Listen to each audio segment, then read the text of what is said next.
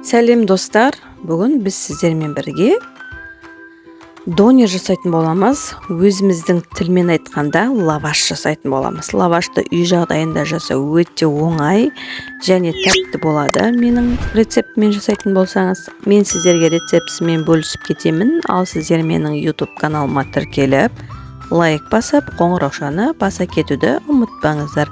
Ал мен сіздерге донердің, яғни лаваштың жасалу жолдарымен таныстырып өтетін боламын. Өте оңай әрі жылдам жасалынады. Ендеше дайын болсаңыздар, кеттік.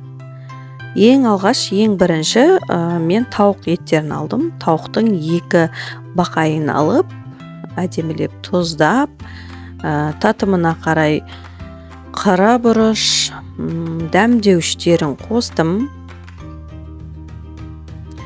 Менде көбінесе кинза қолданамын. Кинза қостым, және паприка қостым, және тауық етіне арналған приправа қосып шықтым.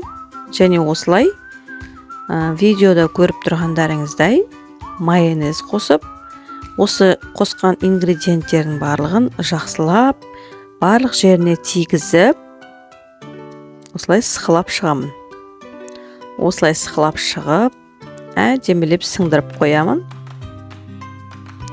Жылдам жасалу жолы, сондықтан көріп алсаңыздар болады. Қарап тұрғандарыңыз паприканы сеуіп, жақсылап тұрып, тағы да бір сықылап, қызып тұрған тапаға 180 градуста 25-30 минутта пісіріп аламын. Міне астына пергамент қағазын төседім. Осылай пешке салып пісіріп аламын. Әдемі болып, осылай қып-қызыл болып, әдемі болып піседі. Гриль жасағандай боламыз ғой. Міне пісіп шықты. Енді бұл суығанша мен картошкадан фри жасайтын боламын. Картошканы бірінші жақсылап жуып, осылай теркадан өткізіп, тұздап болғаннан соң жақсылап жуып, суын сығып, кептіріп қоямыз.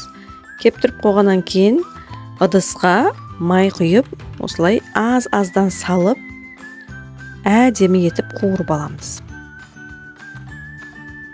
Әдемі болып қуырылып шығады осылай. Қытырлақ болады. Картошканың құрамында крахмал бар ғой, сондықтан картошкамыз қытырлақ болғанша қуырып аламыз.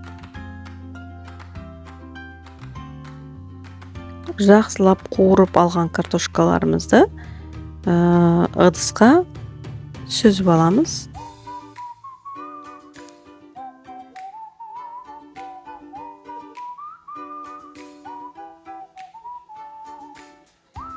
Ал картошкаларымызды сүзіп алдық. Енді лаваштың ішіне салатын қияр, қызанағымызды жақсылап жуып, оны видеодағыдай немесе өзіңізге ыңғайлы болатындай етіп турап салсаңыз болады.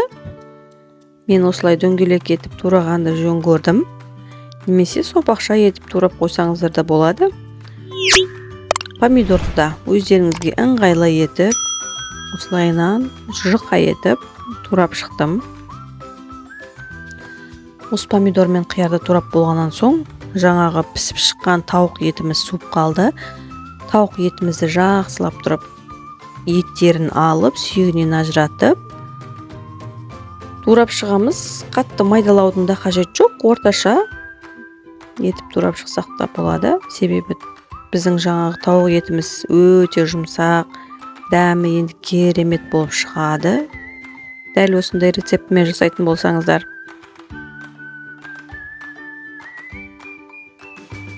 осы рецептіні сақтап алуларыңызға кеңес беремін. Менің каналыма тіркеліп кетуді ұмытпаңыздар.